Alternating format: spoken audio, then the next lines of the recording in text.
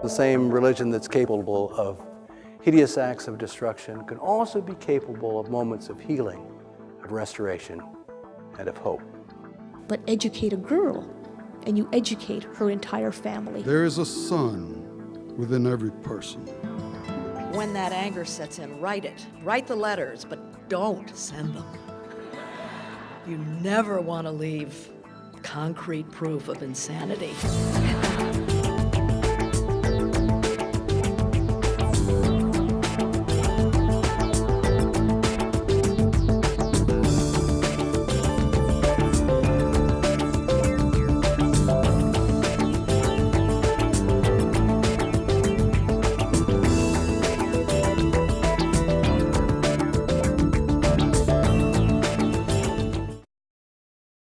I have the great privilege to introduce a man who is chairman of the board of the Peace Foundation, and a man who is so smart that every time he lowers his head to gather his thoughts, I feel like running away.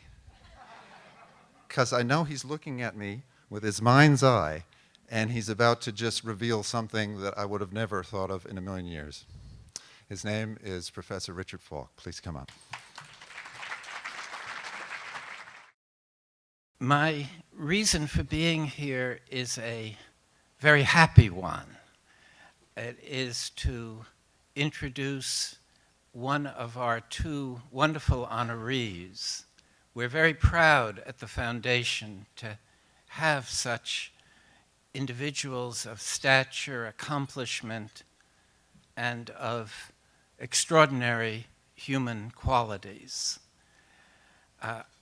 I was very fortunate to have known Glenn Paige over a period of approaching 50 years.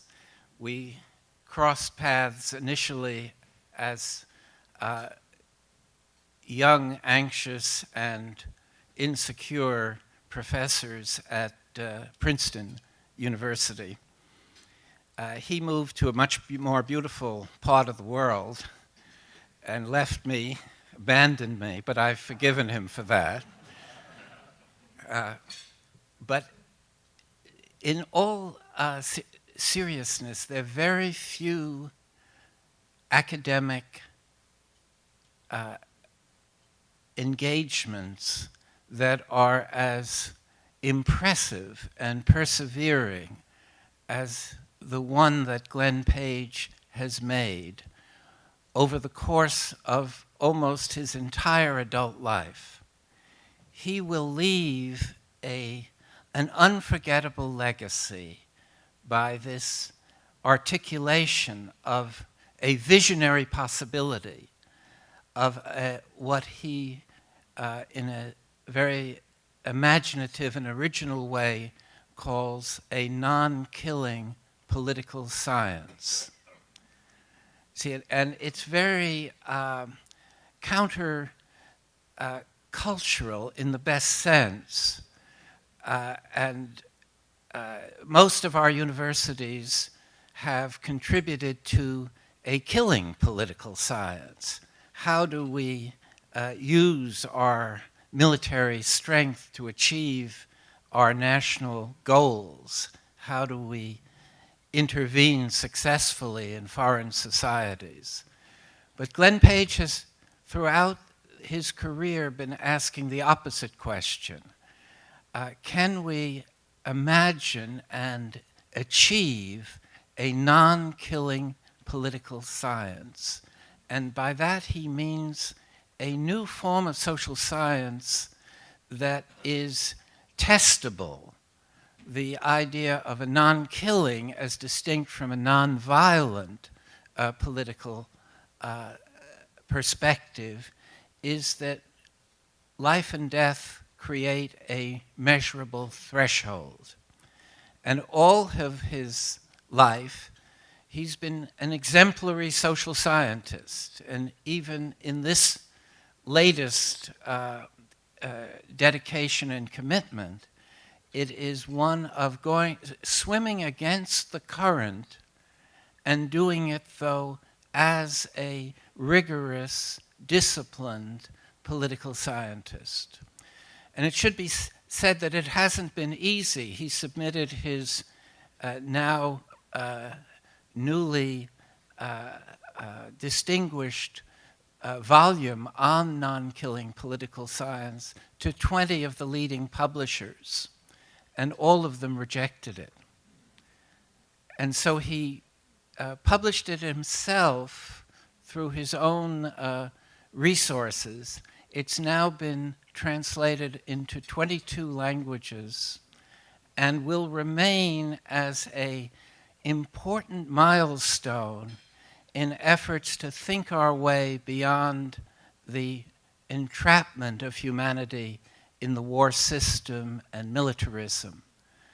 So it is a wonderful privilege to welcome Glenn Paige as an honoree tonight, and one that makes all of us very proud, and as a friend, particularly so.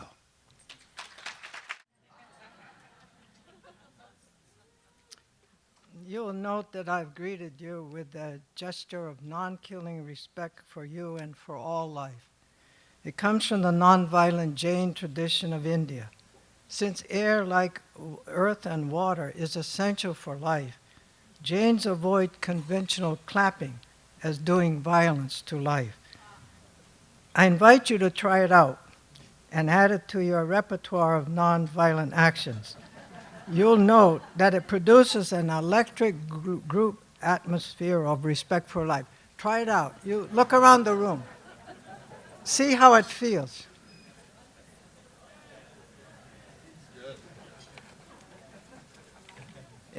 It's a great honor for me and my wife, Glenda, along with co-directors Greg Bourne and Tom Fee of the Center for Global Non-Killing, to be with Reverend Lawson, all of you, and with leaders of the pioneering Nuclear Age Peace Foundation, among whom I cherish friendships with Board Chair Professor Richard Falk, respected colleague from Princeton days, inspiring poet, director, Dr. David KRIEGER, and former Army Captain Paul Chappell, who contributed by Skype to the second Global Non-Killing Leadership Academy program in Honolulu, completed just 2 weeks ago.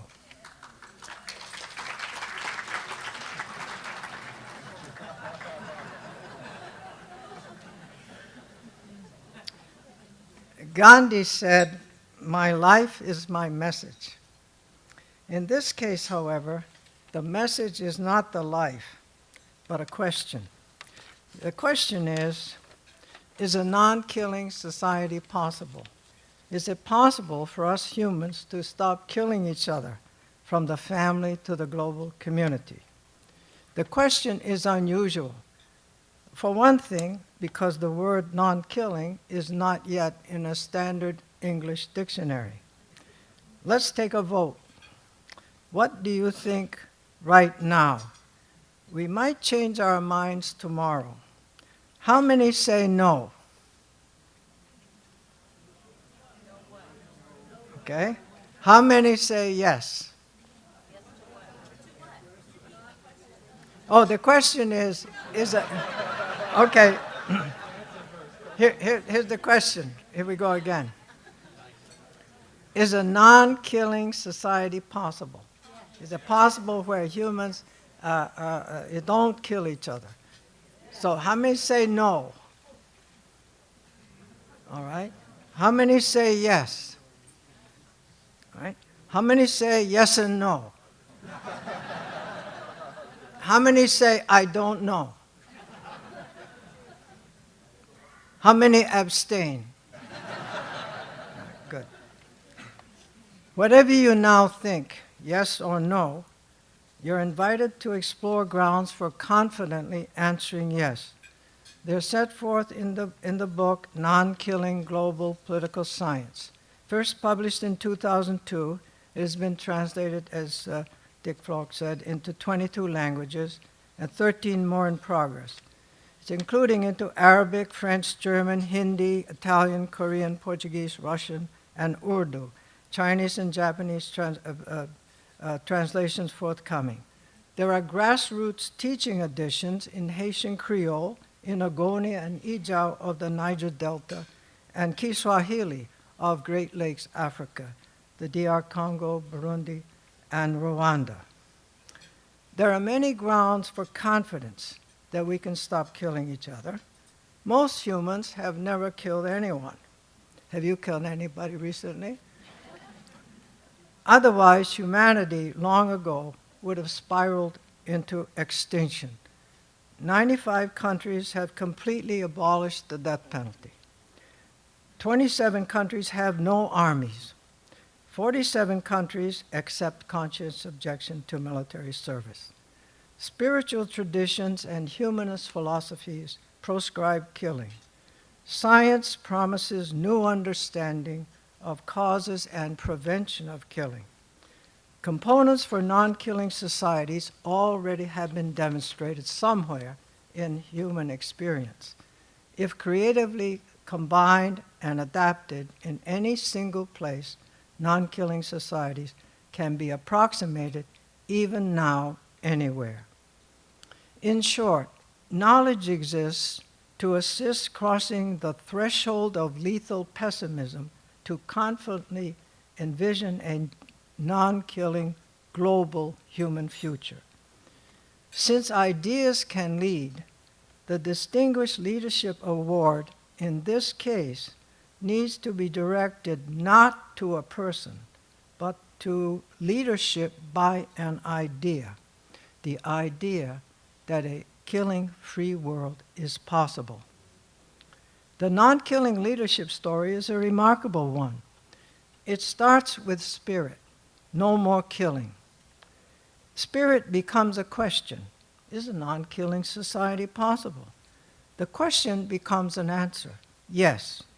The answer becomes an organization, the Center for Global Non-Killing, focused upon advancing research, education, training, and putting knowledge into action and nurturing global non-killing leaders.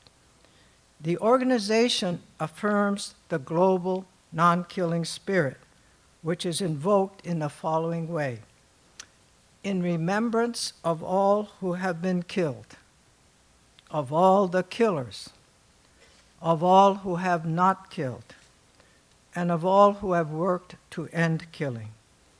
Guided by the global non-killing spirit, taught by faith and found within, we pledge ourselves and call upon all to work toward the measurable goal of a killing-free world with infinite creativity in reverence for life. The Spirit guides the message to promote change toward the measurable goal of a killing-free world by means of infinite creativity with reverence for life. Miracles begin to happen, such as Humanity United, founded by Pamela Omidyar, steps forth in 2008 with strategic planning and capacity building support for the unique Center for Global Non-Killing in 2009 and 2010 to carry forth the vision and accomplishments of its predecessor, Center for Global Nonviolence, founded in 1994. The vision seeks to evoke the spiritual, the scientific, the skill, and the artistic creativity of non-killing humankind. Then, the thesis of non-killing global political science escapes the bounds of political science, begins to question the killing accepting assumptions of other academic disciplines. In 2009, young Schwan Evans Pym, he's only 26 years old, in Spain, edits and publishes Toward a Non-Killing Paradigm, engaging 22 authors in 15 disciplines, including chapters on non-killing history, non-killing mathematics, what's that, and non-killing engineering. And in addition, Schwab mobilizes 375 scholars in 200 universities in 50 countries in 20 non-killing research committees. He creates a series of books by multiple authors, published or forthcoming, including Non-Killing Societies by anthropologists, Non-Killing History by historians, Non-Killing Engineering, Non-Killing Psychology, and Non-Killing Korea 6 Culture Exploration. planned out volumes on non-killing economics, futures, geography, linguistics, spiritual traditions, and so forth. Another miracle. Spontaneously, organizations and movements begin to carry the non-killing idea into research, education, and action. They arise in Brazil, Colombia, Germany, Haiti, India, the Philippines, and Great Lakes, Africa. A little non-killing school for 230 children aged 5 to 6 and 7 to 9 with 5 teachers arises in the village of Casimir on the banks of Lake Tanganyika in the DR Congo.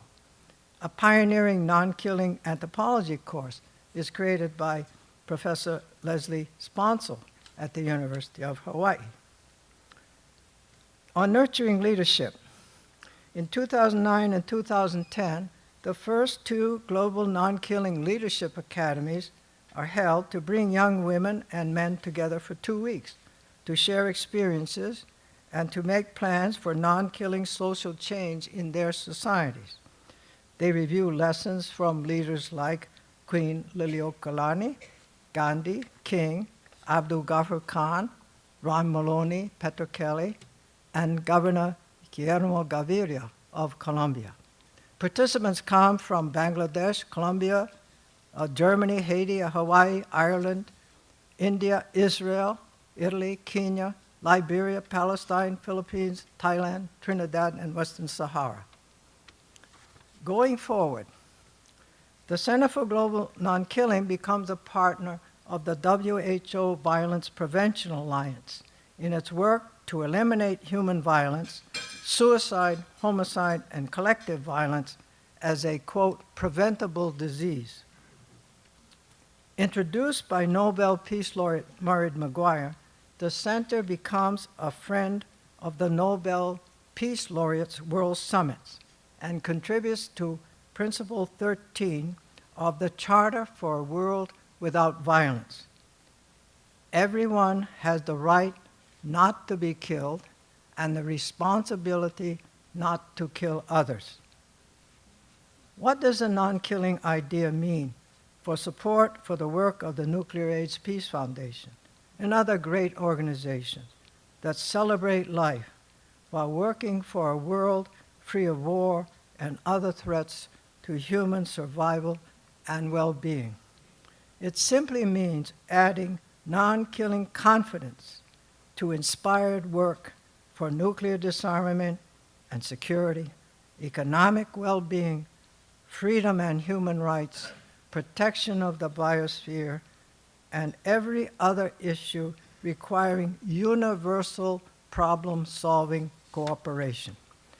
The non-killing idea seeks a killing-free world achieved by global diffusion of a strong non-killing ethic, combined with global citizen understanding of ways and means to bring it about.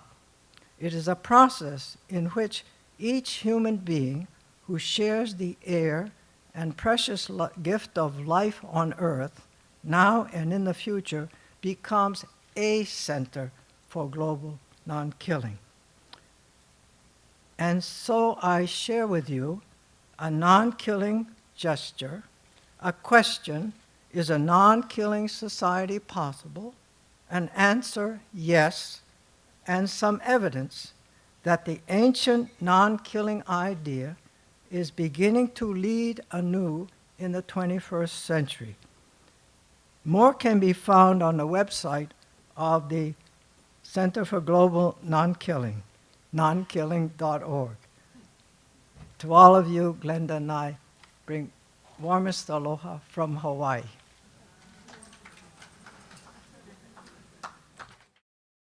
I get the opportunity to introduce a man who I got to work with.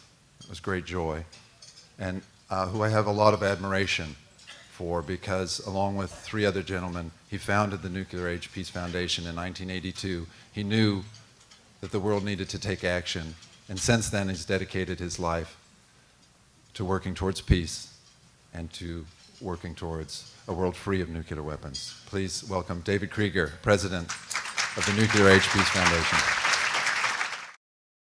The lives of our two honorees, like the lives of so many other individuals in this country and throughout the world, have been deeply affected by war. Reverend James Lawson, who you will hear from in a moment, was a conscientious objector during the Korean War, for which he spent time in prison. It helped mold his life as a leader in peace and nonviolence, and then as a mentor to Martin Luther King, Jr.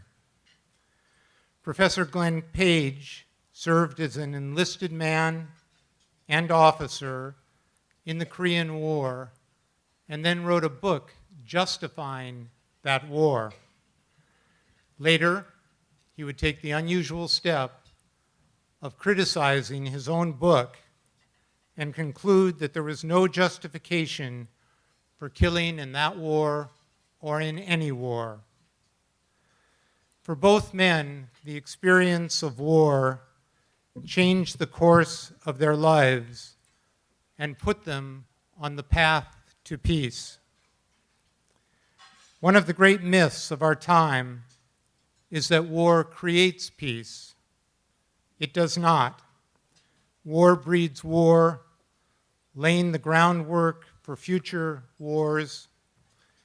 As Martin Luther King Jr. observed, wars are poor chisels for carving out peaceful tomorrows.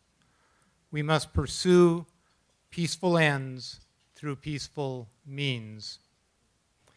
As our 2007 honorees, Peter, Paul, and Mary, famous singing group, asked in song, when will we ever learn? War kills not only with bullets and bombs, it also kills indirectly by robbing the world's people of the resources necessary for survival.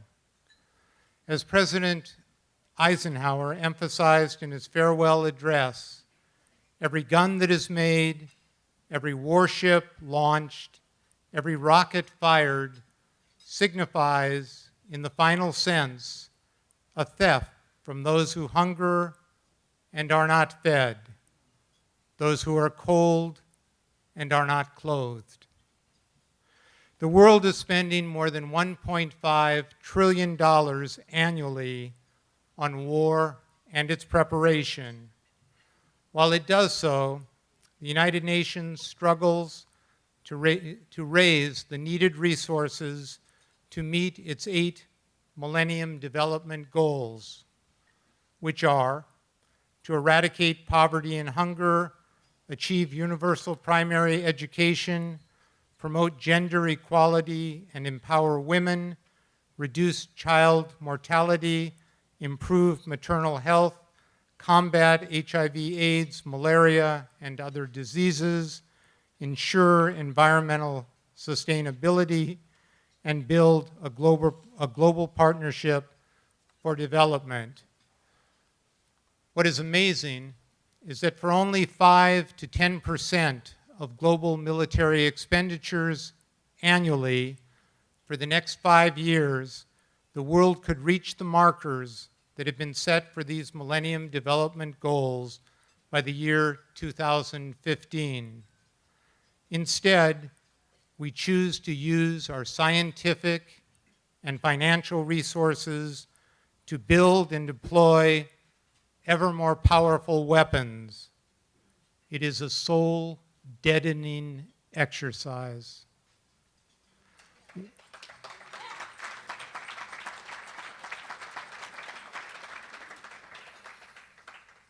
War and violence are the enemies of humanity. There is a better way forward as shown in the lives of our honorees, based upon nonviolence and non-killing. At the Nuclear Age Peace Foundation, we believe that nuclear weapons have made peace an imperative of the nuclear age. We must eliminate these weapons which threaten civilization and the human future, and we must also eliminate war. That is the work of the Nuclear Age Peace Foundation, and we need all of you to join with us to achieve our goals. Let me give you a few relevant statistics about the foundation.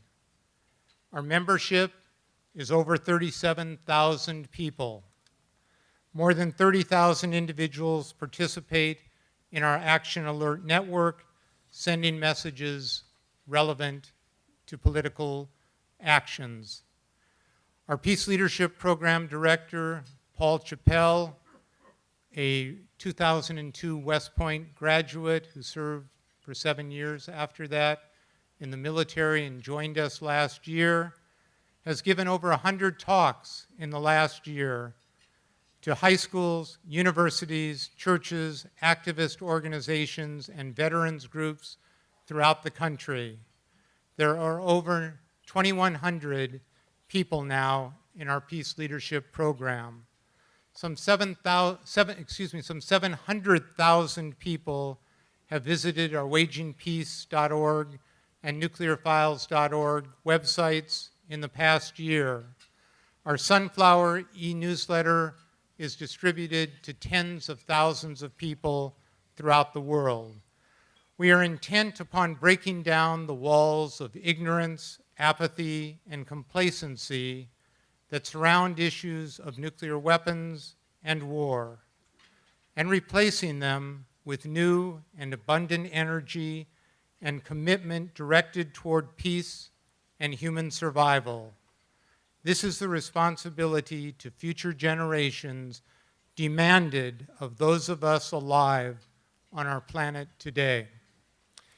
With 6 hardworking and talented staff members and dozens of volunteers, including a dedicated board, our distinguished advisors and associates, and our enthusiastic and competent college interns, we are committed to building a safer and saner world. We educate and advocate to abolish nuclear weapons, strengthen international law and institutions, and empower new generations of peace leaders. Let me conclude with 3 short quotations from 3 giants of the 20th century. Albert Camus, an existential philosopher and Nobel laureate in literature, said, "I have always held that if he who bases his hopes on human nature is a fool, he who gives up in the face of circumstances is a coward. And henceforth, the only honorable course will be to stake everything on a formidable gamble, that words are more powerful than munitions." Albert Einstein, the great scientist and humanist who changed our understanding of the universe, said, "The world is a dangerous place to live, not because of the people who are evil, but because of the people who don't do anything about it." Eleanor Roosevelt, who was the driving force behind the Universal Declaration of Human Rights, said, "The future belongs to those who believe in the beauty of their dreams."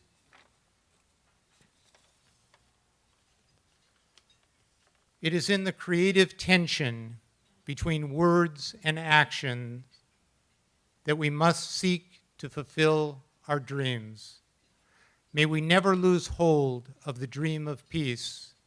May we choose hope and find a way to change the world. May we each do our part to pass the world on intact to the next generation. Thank you very much. Rabbi Abraham Heschel wrote a brilliant book about the ancient prophets. And in that book, he described a term, divine pathos. And he suggested that the ancient prophets actually could feel God's suffering for a suffering world. And that they could actually feel God's passion for a different kind of world. And because the ancient prophets had this voice and this vision, they were actually able to change the hearts and minds of communities and of entire nations so that they could move them in a completely different direction.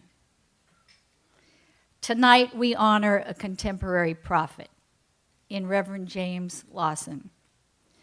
I say that because everything I've heard and I've read about James Lawson reveals that he is truly moved from a divine passion. For Reverend Lawson, the civil rights protests were not just a political movement. He has said it was a moment in history when God saw fit to call America back from the depths of moral depravity and onto a path of righteousness. Reverend Lawson is one of those who believes that war is just not a beautiful state of mind. It truly means the absence, that peace is not just a beautiful state of mind, but it truly means the absence of war. And it truly means the absence of violence. Reverend Lawson went to prison for that belief, as we've already noted tonight. In 1951, he declared himself a conscientious objector. I can't even imagine what kind of courage it took in 1951 to declare yourself a conscientious objector. He went to prison for that decision. After his release from prison, he went to India as a Methodist missionary, where he studied the Gandhian method of nonviolent resistance. He returned to the United States and entered graduate school at Oberlin College, and at that time, Reverend Lawson was teaching growing numbers of black and white students how to organize sit-ins and many other forms of action that would force America to confront the immorality of segregation.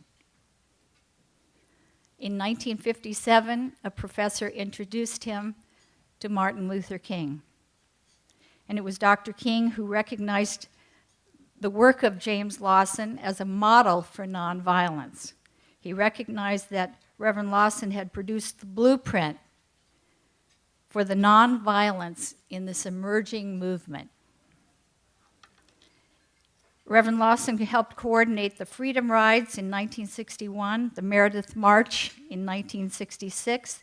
He spent 17 years as a Methodist minister in Tennessee, and he invited Martin Luther King to speak in Memphis.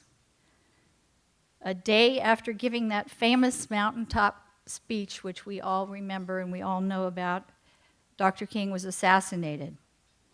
But in that famous last speech, Dr. King referred to James Lawson as a noble man who influenced the black freedom struggle, and that he is the leading theorist and strategist for nonviolence in the world.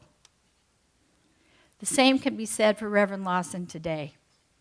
He served as pastor of Holman United Methodist Church in Los Angeles for more than 25 years. He continues to train activists in nonviolence, supporting numbers of causes, including the rights of immigrants, Palestinians, opposition to the war in Iraq, workers' rights, the list goes on and on. In 2004, he received the Community of Christ International Peace Award, and he currently serves as Distinguished Professor at Vanderbilt University. On behalf of the Board of Directors of the Nuclear Age Peace Foundation, it is the greatest honor to present the 2010 Peace Leadership Award to Reverend James Lawson. Things that we have heard this evening are just wonderful, marvelous. And the way in which this foundation and David KRIEGER and the board have sought to push the matter of peace, the end of war, the end of nuclear weapons, is for me a great shot of encouragement and adrenaline to keep on keeping on. I have friends in this audience, and I'm delighted to see them as well, to walk in and see Stanley Scheinbaum here, one of my own personal heroes, but a man with whom I've been related in a great variety of ways over the last 35 or 40 years, remains a stalwart figure in the tradition of what Joshua Heschel spoke as God's pathos, God's passion. He is a wonderful illustration of that. I looked over the invitation this evening fairly carefully at home for several days, and I noticed you have Glenn, Paige, and I joining a distinguished group of people. And I want to express my own humility with this list of people. I appreciate all that Glenn Paige has done. He belongs in that category. His non-killing notion and politics, tremendous. I think it's an idea whose time has come, and I want to especially applaud it. We can have another kind of society. I decided, in fact, that I wanted to address quite briefly from the perspective of one of the members of your advisory council, Harrison Ford, who is, in addition to his fame and celebrity in acting, an environmentalist who has worked in many different parts of the country as well as the United States. And this past January, I was taking a trip somewhere on Southwest Airline, and as I often do, I picked up their monthly magazine called The Spirit. And in that issue, January's issue, there was this conversation between Bill Ford of the Ford Company and Harrison Ford, a conversation around the issues of the environmental movement and the struggle. They have both participated in this cause around the world. They know each other from that participation.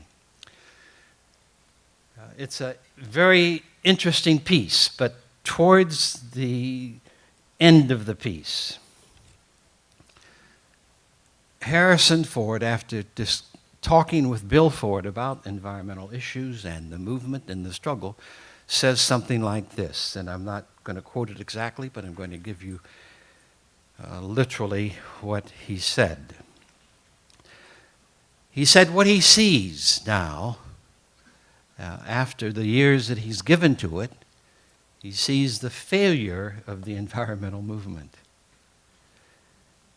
And he suggested something that I think is a point of strategy that has interested me ever since. He said the movement has failed because we have worked over the years from issue to issue and from species to species. And that made a vivid picture in my mind as I followed that movement across these decades. And then he said, in concluding his critique of his own work and of the great movement, what we need is a movement like the civil rights movement of a few years ago. So that's going to frame the structure of what I have to say this evening.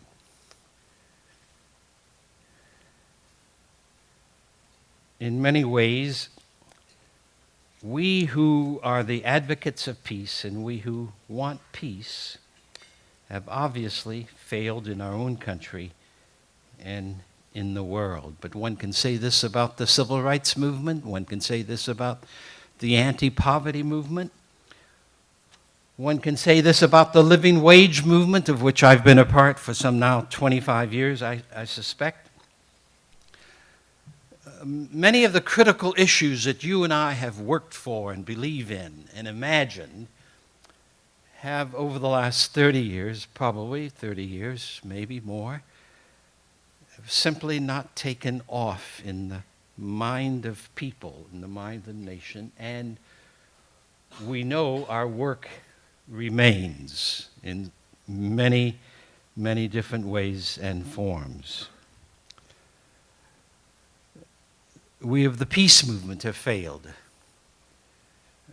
In the first instance, across these last 30 years, we 300 million plus a few of this land are now participating in a nation that is, as David has said here, which I have rarely heard anyone say, nation which, because of its military power and financial power, has become as Martin King said, the progenitor of violence around the world. I've said it like this in the past: we of the United States, intentionally or unintentionally as it is, has become the #1 enemy of peace and justice in the world today. We've become the #1 military power, none today or in the past. 800 military installations in 130 countries with naval fleets and with air fleets and with military people on the ground, with massive technology, yes, even with nuclear weapons for our use, rather.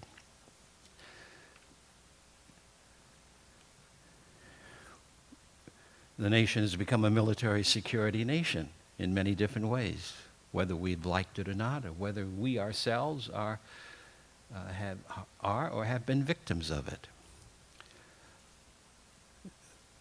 But a major way in which we've failed is that we're in a society now where there's tremendous confusion and animosity, the lack of civil conversation and discussion, the unwillingness to put on the table the issues that we feel deeply about and the issues that are hurting and paining millions of our fellow citizens around the country, of all complexions and in all parts of the country.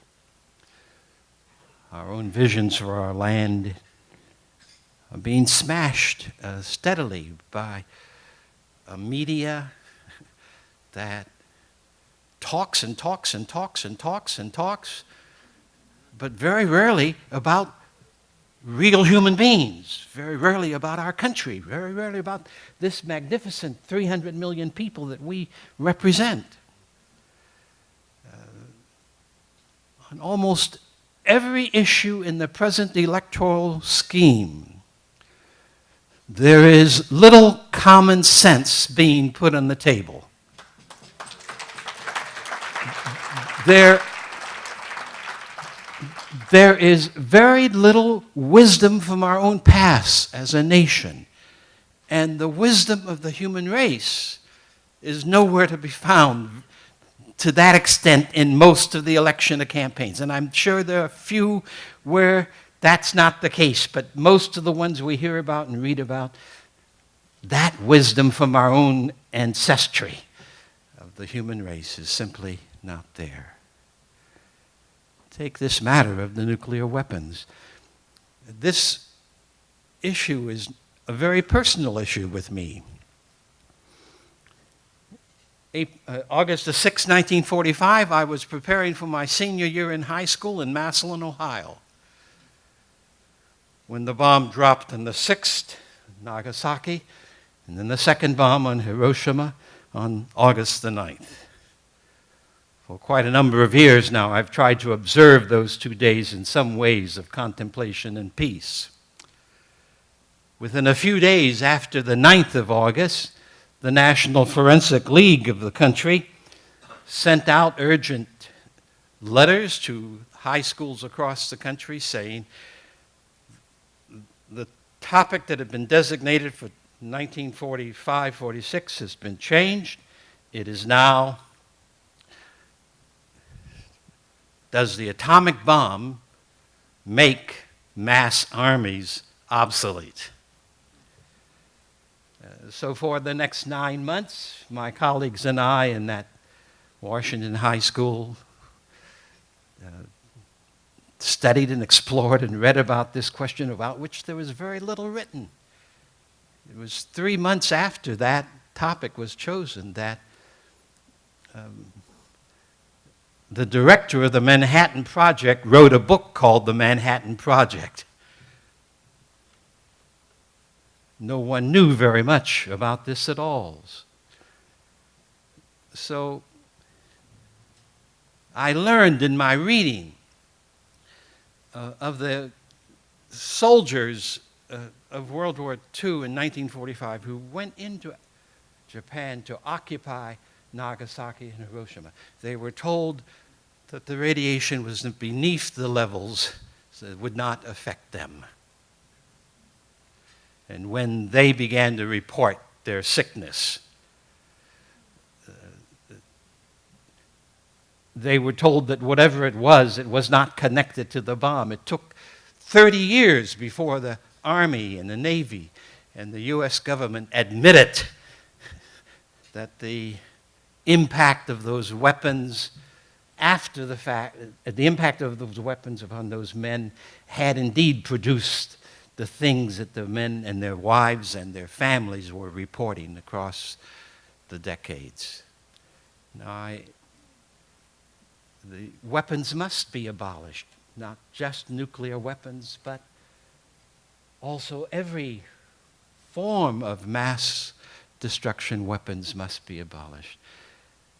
I ask us the question, what kind of people are we that we do not rise up with indignation that our own land, in spite of the lofty ideals and a history that is extraordinary, will be using its energy and resources, as it has been said already this evening, for trying to get the human race to commit suicide, trying to reduce and discontinue this extraordinary species of life that you and I and billions of others represent.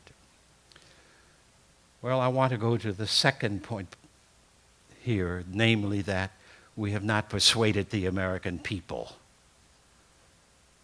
that they have a quality of life that they're missing, and that the leadership at many different governmental levels is refusing to allow us to have or to reach.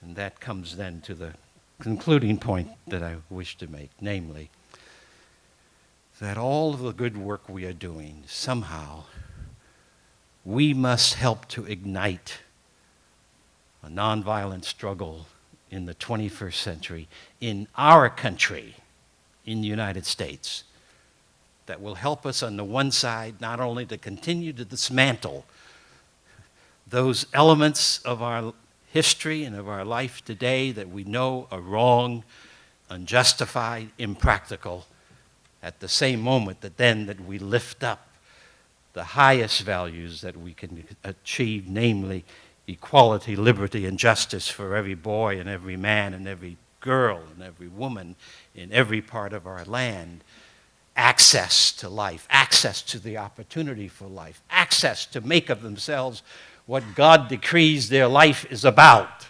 access to the resources that we have in the 21st century that could make life, human life, beyond our imagination, even maybe beyond the grasp of past history and the like. A nonviolent struggle. What we do must sow the seeds. Non-killing is critically important. I like the use of Professor Paige's use of the words, a science of non-killing. I love it. may I suggest to you some of the things about Gandhian nonviolence that are critical. Because Gandhi again and again insisted, I am experimenting with, I am offering the evidence and the facts and the history of a science of nonviolence that allows human beings to create the sort of nation and world, a community that they want. Nonviolence is a science of social change. I will not say much beyond that, but I do want to insist upon this, something that Glenn has said and also that David. Namely, why is it that we are not at the place where we had hoped to be in this 21st century? Many of our ancestors wished us to be. Part of the reality is that we have deceived ourselves not only with these myths of violence and killing and nuclear deterrence, but most of all, we think that human life allows us to take a shortcut, that we can create good out of wrong or evil, that we can create human affections that will hold us together in unity out of thinking and practicing the very opposite of human affections, namely hatred and despising. Or very specifically in some of our own systems, racism and sexism and violence and economic greed, all of which denigrate human beings as being of infinite worth in the journey of life. There's a beautiful story in the 19th chapter of the book of Luke in the Christian Bible of Jesus looking down across Jerusalem and weeping and saying, Jerusalem, Jerusalem, even would that even today you knew the things that make for peace, but they are hidden for your eyes. We today in our country, our leadership, our Pentagon and the rest, do not know the things that make for peace. As A.J. Muste said at one point, peace is the way to peace. The things that make for peace. We have great need for social, political, economic change in the United States. Somehow we must persuade ourselves that the arena of social change, the arena of hope for the nations, is not in the troubled places around the world where we have our hands and our resources, but in Santa Barbara, in Chicago, in Waycross, Georgia, in Florida, here in our own country. The movement of which I was a part, which represents for me indeed an exhilarating time of life,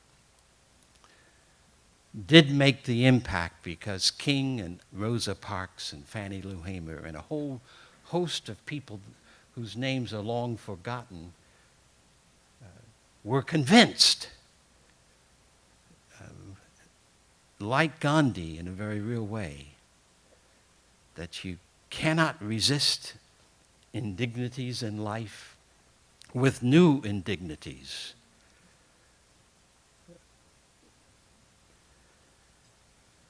Gandhi in South Africa invented the term nonviolence for the first time around 1906 or 1908. And the reason he invented it is because as he was organizing Muslims and Hindus for resisting the very racist and colonialist sort of laws that were being imposed upon his fellow countrymen in South Africa, he said after great conversations and great contemplation, he said that I cannot resist this. I cannot move to change this by imitating it. I cannot challenge the government with the government's theory and the government's practice. That will only compound our difficulty. It is there in that cauldron that he coined the term nonviolence, not as a negative, but as what he says in his own writings, a positive. That love, the paramount force of life and of the universe, must be the context by which we resist the wrong that we feel and know. The reason that the movement had the energy it did in those days was because we sought to insist that what we human beings are about anyway are not the things that are the agenda of the powers that be. We're about our families, sustaining life, encouraging life, healing life. We're about the business of organizing our neighborhoods, our congregations, our schools, hoping to nurture life, not destroy it. The agenda of others that want power and domination and not where we see ourselves. And Gandhi insisted that the vast multitude of people of India and around the world were of the same mind.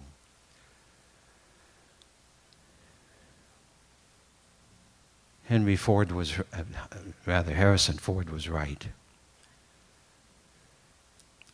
The movement for which in part you celebrate my life and work this evening, was a 20-year period of intensive strategizing and action and work, of civil disobedience, yes, of martyrdom for some, of injury for others. A 20-year period where in each of those years, from 1953 to 1973, there were literally thousands of actions across the country to make a difference, in which the people, millions of us, all around the country, worked on the new agenda, such as Head Start, worked in a legislative way while people were in jail and marching, worked to pull the signs down in California as well as in Tennessee. And we did this out of a sense that we could have another kind of society. Somehow in our time and in our day, and I accept this award with the personal sense that I will continue to work on it. Somehow in our day, we must convince ourselves we can have another world, we can have another nation. There is a more powerful vision that can not only hold us in the way, but allow us in the United States to find a burst of freedom and equality and liberty that will shock our imaginations, but will help us to see that we can be and will be the people history designates us to be in the 21st century. Thank you very much.